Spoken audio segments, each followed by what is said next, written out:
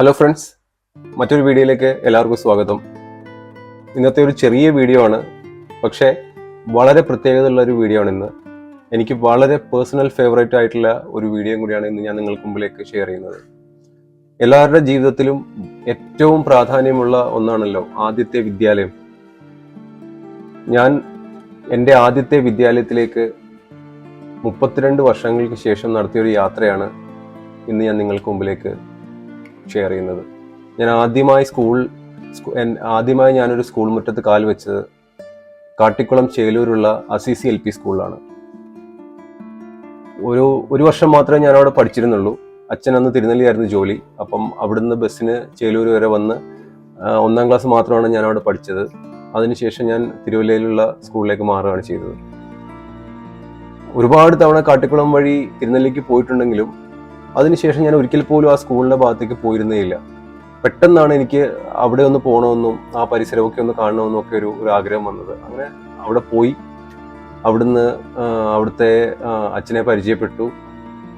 വളരെ സുന്ദരമായ എന്നും ഓർമ്മയിൽ സൂക്ഷിക്കാൻ പറ്റുന്ന കുറച്ച് നിമിഷങ്ങൾ ഞാൻ അവിടെ ചെലവഴിച്ചു. അതൊരു ഇമോഷണൽ ആയിട്ടുള്ള ഒരു കുറച്ച് നിമിഷങ്ങളായിരുന്നു അത്.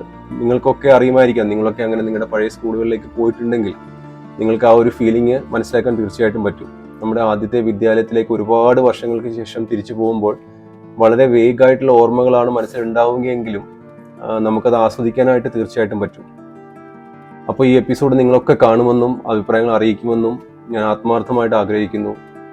Welcome to life chapter.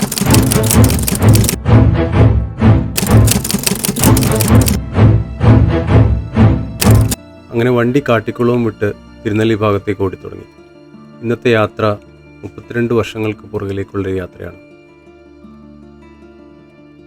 എൻ്റെ ആദ്യ വിദ്യാലയത്തിലേക്ക്, അസീസി LP സ്കൂൾ, ചേലൂർ. വളരെ ഇമോഷണലായ ഒരു യാത്രയാണ്, അതേപോലെ എക്സൈറ്റിങ്ങുമാണ്. പണ്ട് നടന്നു പോയിരുന്ന വഴിയിലൂടെ 32 വർഷങ്ങൾക്ക് ശേഷം ഞാനൊരു വണ്ടിയിൽ വന്നു.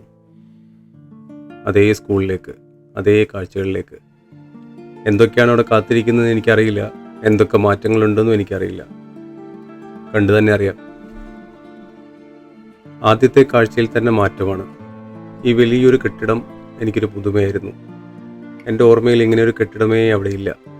ചെറിയൊരു സ്കൂളും ആ ഗ്രൗണ്ടും ആ ഒരു സ്റ്റേജും മാത്രമേ എൻ്റെ ഓർമ്മകളിലുള്ളൂ. പതിവില്ലാത്തൊരു വണ്ടിയുടെ ശബ്ദം കേട്ടിട്ടാവണം ബോയ്സ് ഹോമിൻ്റെ രക്ഷാധികാരിയായ അനു ഫിലിപ്പച്ചൻ താഴേക്ക് വന്നു. ഞാൻ അച്ഛനോട് കാര്യങ്ങളൊക്കെ പറഞ്ഞു. അദ്ദേഹത്തിന് അത്ഭുതമായിരുന്നു 30 വർഷങ്ങൾക്ക് ശേഷം വീണ്ടും ആ സ്കൂൾ തേടി വന്ന് എന്നെ കണ്ടപ്പോൾ. അങ്ങനെ ഞങ്ങൾ പതുക്കെ മുന്നോട്ടേക്ക് നടന്നു. ഈ കാഴ്ചകളൊക്കെ എൻ്റെ ഓർമ്മയിൽ എവിടെയോ ഉണ്ട്. ഈ ചെറിയ സ്കൂളും ഈ ഗ്രൗണ്ടും ഈ ഒരു സ്റ്റേജും ഒക്കെ അന്നത്തെ കാഴ്ചകൾ തന്നെയാണ് എനിക്ക്. എവിടെയൊക്കെയോ എൻ്റെ ഓർമ്മകളിൽ ഈ കാഴ്ചകളൊക്കെ ഉണ്ട്. ഞാൻ അച്ഛനോട് വിശേഷങ്ങളൊക്കെ പറഞ്ഞു. അദ്ദേഹം വളരെ ഹൃദ്യമായാണ്, വളരെ സ്നേഹത്തോടുകൂടിയാണ് എന്നോട് വിശേഷങ്ങളൊക്കെ ചോദിച്ചറിഞ്ഞത്. ഒരുപാട് വിശേഷങ്ങൾ എന്നോട് പങ്കുവച്ചു. സ്കൂളിലെ കുറേ കാര്യങ്ങൾ പറഞ്ഞു തന്നു, മാറ്റങ്ങളെപ്പറ്റി പറഞ്ഞു തന്നു, ബോയ്സ് ഹോമിലെ കാര്യങ്ങളൊക്കെ പറഞ്ഞു തന്നു, അവിടുത്തെ കാര്യങ്ങളൊക്കെ എങ്ങനെയാണ് നടക്കുന്നതെന്ന് പറഞ്ഞു തന്നു. അത്രയും സ്നേഹത്തോടെ ഫാദർ ഞങ്ങളെ സ്വീകരിക്കുമെന്ന് ഞാൻ പ്രതീക്ഷിച്ചില്ല. പുള്ളിക്ക് ഇത്ര കാലം കഴിഞ്ഞിട്ട് ഒരു പഴയ വിദ്യാർത്ഥിയെ സ്കൂൾ തേടി വന്നതിൻ്റെ ഒരു സ്നേഹം പുള്ളിയുടെ ഓരോ വാക്കുകളിലും എനിക്ക് അനുഭവിക്കാൻ പറ്റി. പക്ഷേ എൻ്റെ ക്ലാസ് റൂം ഏതാണെന്ന് എനിക്ക് എത്ര ശ്രമിച്ചിട്ട് ഓർക്കാൻ പറ്റിയില്ല. ഞാൻ കുറേ അങ്ങോട്ടും ഇങ്ങോട്ടുമൊക്കെ നടന്നു നോക്കി. ഇതായിരിക്കാം എന്നൊക്കെ വിചാരിച്ച് കുറേ നടന്നു. പക്ഷേ എൻ്റെ ഓർമ്മകളിൽ ആ ക്ലാസ് റൂമും എൻ്റെ കൂടെ പഠിച്ച കൂട്ടുകാരുടെ ഒന്നും മുഖം പോലും ഓർമ്മയില്ല. 32 വർഷം എന്ന് പറയുന്നത് ചെറിയൊരു കാലയളവല്ലല്ലോ. ഞങ്ങളന്ന് തിരുനെല്ലിയിലാണ് താമസിച്ചിരുന്നത്. അപ്പോൾ അവിടെ നിന്നാണ് ഞാൻ ഇവിടെ വന്നും പോയിരുന്നത് ബസ്സിന്.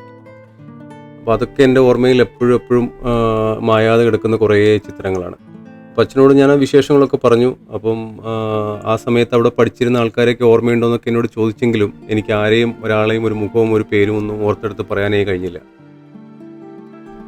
വളരെ ഇമോഷണലി നമ്മളെ ടച്ച് ചെയ്യുന്നൊരു യാത്ര തന്നെയാണ് ആദ്യമായി പഠിച്ച സ്കൂളിലേക്ക് തിരിച്ചു പോകുക എന്നുള്ളത്. അതേ ഒരു ഫീൽ തന്നെയാണ് എനിക്കും ഉണ്ടായിരുന്നത്. അവിടെ നിന്നപ്പോൾ എന്താണ് കൃത്യമായി എൻ്റെ ഒരു മനസ്സിലുണ്ടായിരുന്നതെന്ന് എനിക്കിപ്പോൾ ഓർത്തെടുക്കാൻ വേണ്ടി പറ്റുന്നില്ല. ഒരുപാട് ഇമോഷൻസ് മാറി മറിഞ്ഞ്, എന്നാൽ ഒന്നും ഒരു മുഖങ്ങളും ഒരു പേരും ഓർക്കാൻ പറ്റാത്ത ഒരു സിറ്റുവേഷൻ ആയിരുന്നു അത്. ഇത്രയും വർഷങ്ങൾക്ക് ശേഷം തിരിച്ചു വരുമ്പോൾ ഉണ്ടാകുന്ന ഒരു സന്തോഷം ഒരു വശത്ത്, എന്നാൽ കൂട്ടുകാരെ ഒന്നും ഓർക്കാൻ പറ്റാത്തതിൻ്റെ ഒരു വിഷമവും ക്ലാസ് റൂമും മറന്നുപോയതിൻ്റെയൊക്കെ ഒരു വിഷമവും ആ സമയത്ത് എനിക്ക് ശരിക്കും തോന്നി. അങ്ങനെ അച്ഛൻ എന്നെ കൂട്ടി ഓഫീസ് മുറിയിലേക്ക് പോയി.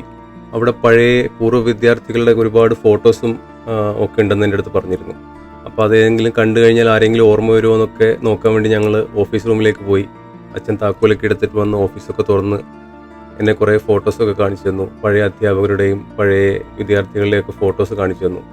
പക്ഷേ ഞാൻ ഒരേ ഒരു വർഷമേ ഇവിടെ പഠിച്ചിട്ടുള്ളൂ. അതുകൊണ്ട് തന്നെ ഒരുപാട് മുഖങ്ങളും പേരുകളൊന്നും ഓർത്തു വെക്കാൻ എന്നെക്കൊണ്ട് പറ്റിയിരുന്നുമില്ല. ഫോട്ടോസൊക്കെ നോക്കിയിട്ടും എനിക്ക് ആരെയും ഓർത്തെടുക്കാൻ പറ്റാത്തതിൻ്റെ ഒരു വിഷമം എനിക്ക് ശരിക്കും തോന്നിയിരുന്നു അന്നേരം. എന്ത് ചെയ്യാനാണ്, 32 വർഷങ്ങളെന്ന് പറയുന്നത് വലിയൊരു കാലയളവാണല്ലോ. ഈ സ്കൂളിൻ്റെ വരാന്തയിലിരുന്ന് ചോറുണ്ടതും ചോറ് കൊണ്ടുപോകാത്ത ദിവസങ്ങളിൽ ഉച്ചക്കഞ്ഞി കുടിച്ചതുമൊക്കെ എനിക്ക് ഇപ്പോഴും ഓർമ്മയുണ്ട്. ഈ വരാന്തയൊക്കെ കാണുമ്പോൾ എൻ്റെ മനസ്സിലേക്ക് ആദ്യം വരുന്നൊരു ഓർമ്മ അത് തന്നെയാണ്. അച്ഛൻ എന്നോട് ബോയ്സ് ഹോമിൻ്റെ കുറേ വിശേഷങ്ങളൊക്കെ പങ്കുവച്ചു. അവിടുത്തെ കാര്യങ്ങളും കുട്ടികളുടെ പഠനച്ചെലവും ഉപകരണങ്ങളുടെ കുറവുമൊക്കെ എന്നോട് പങ്കുവച്ചു. എന്നെക്കൊണ്ട് പറ്റുന്ന രീതിയിലൊക്കെ സഹായങ്ങൾ ചെയ്യാമെന്ന് ഉറപ്പിച്ച് തന്നെയാണ് ഞാൻ അവിടുന്ന് തിരിച്ചിറങ്ങിയത്. അച്ഛൻ്റെ ഇത്രയും ഒരു സഹകരണം ഞാൻ ഒരിക്കൽ പോലും പ്രതീക്ഷിച്ചില്ല. പ്രത്യേകിച്ച് അപരിചിതനായ എന്നോട് ഇത്രയും സമയം ചെലവഴിക്കുമെന്നും ഇത്രയും വിശേഷങ്ങൾ പങ്കുവയ്ക്കുമെന്നും ഒന്നും പ്രതീക്ഷിച്ച് നമുക്കവിടെ പോകാൻ പറ്റില്ലല്ലോ. ഇത്രയും നീണ്ട ഇടവേളയ്ക്ക് ശേഷം അവിടെ പോകാൻ തോന്നിയത് ഒരു ഭാഗ്യം പോലെ എനിക്കിപ്പോൾ തോന്നുന്നു. അങ്ങനെ അച്ഛനോട് യാത്ര പറഞ്ഞ് അസിസി സ്കൂളിനോടും യാത്ര പറഞ്ഞ് വീണ്ടും കാണാമെന്നുള്ള പ്രതീക്ഷയിൽ ഞങ്ങൾ തിരിച്ചിറങ്ങി. ഒരു ചെറിയ കാര്യം കൂടെ പറഞ്ഞ് നമുക്ക് ഈ ചാപ്റ്റർ അവസാനിപ്പിക്കാം. ഈ കാണുന്ന ബസ് സ്റ്റോപ്പിന് എൻ്റെ ജീവിതത്തിൽ ഒരിക്കലും മറക്കാൻ പറ്റാത്തൊരു സ്ഥാനമുണ്ട്. ഞങ്ങൾ 3 കുട്ടികൾ തിരുനെല്ലിയിൽ നിന്ന് ആ സമയത്ത് ഇവിടെ പഠിക്കാൻ വന്നിരുന്ന 3 പേര്, അബി, അഗി, ആശ, പിന്നെ ഞാൻ. ഞങ്ങൾ ഒരു ദിവസം സ്കൂൾ വിട്ടിട്ട് കൂട്ടുകാരൻ്റെ വീട്ടിലേക്ക് പോയി. തിരിച്ചു വന്നപ്പോൾ തിരുനെല്ലിക്കുള്ള അവസാന ബസ്സും വിട്ടുപോയി. അങ്ങനെ ഞങ്ങളൊരു രാത്രി 8-9 മണി വരെ ഈ ബസ് സ്റ്റോപ്പിൽ പേടിച്ച് വിറച്ചിരുന്ന ഒരു കഥ എനിക്ക് ഓർത്തെടുക്കാൻ പറ്റും. ഇതുവഴി എപ്പോൾ കടന്നു പോയാലും. അന്ന് ഇവിടെ ഭീകരമായ വന്യമൃഗശല്യങ്ങളുടെ സമയമാണ്. ഇന്ന് കുറവാണെന്നല്ല, ഈ കാണുന്ന വഴിയിലൂടെയാണ് ഞങ്ങൾ ആ കൂട്ടുകാരൻ്റെ വീട്ടിലേക്ക് പോയത്. ഇപ്പം എനിക്ക് പോകാൻ അറിയാത്തതുകൊണ്ട് ഞങ്ങൾ പോയില്ല. അന്നങ്ങനെ ഞങ്ങൾ ഒരു 9 മണിയൊക്കെ ആയപ്പോൾ ഒരുപാട് കാലമായിട്ട് ഇല്ലാതിരുന്ന ഒരു KSRTC സർവീസ് അന്ന് മുതൽ തുടങ്ങുകയും ദൈവം അയച്ചതുപോലെ പോലെ വരികയും ചെയ്തുകൊണ്ടാണ് ഞങ്ങളന്ന് സുരക്ഷിതമായിട്ട് വീട്ടിലെത്തിയത്. ആ ഒരു ഓർമ്മ ഒരിക്കലും മറക്കാൻ പറ്റാത്തതാണ്. അന്ന് എൻ്റെ ഒരു പിറന്നാൾ ദിവസം കൂടിയായിരുന്നു. അതുകൊണ്ട് വീട്ടിൽ വലിയ പ്രശ്നങ്ങളൊന്നും ഇല്ലാതെ തല്ലൊന്നും കിട്ടാതെ രക്ഷപ്പെട്ടതായിട്ട് എനിക്കിപ്പോഴും ഓർമ്മയുണ്ട്. ആ ഒരു ഓർമ്മ ഇതുവഴി എപ്പോൾ കടന്നു പോയി കഴിഞ്ഞാലും ഈ ബസ് സ്റ്റോപ്പ് വഴി കടന്നു പോകുന്ന സമയത്ത് എപ്പോഴും എൻ്റെ മനസ്സിലേക്ക് വരുന്ന ഒരു ചിത്രം അതാണ്. അതുകൊണ്ട് ഈ ഒരു ബസ് സ്റ്റോപ്പിന് എൻ്റെ ലൈഫിൽ ഒരുപാട് ഒരു സ്ഥാനം ഞാൻ എപ്പോഴും കൊടുക്കാറുണ്ട്.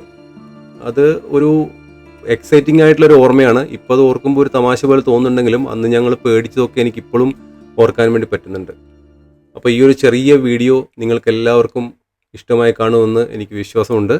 നിങ്ങളെല്ലാവരും തന്നെ നിങ്ങളുടെ വിദ്യാലയങ്ങളിലേക്ക് വീണ്ടും വീണ്ടും തിരിച്ചു പോവുക, ഒരുപാട് ഓർമ്മകളെ തിരികെ പിടിക്കുക. വീണ്ടും അടുത്തൊരു വീഡിയോയുമായി കാണാം. Good bye.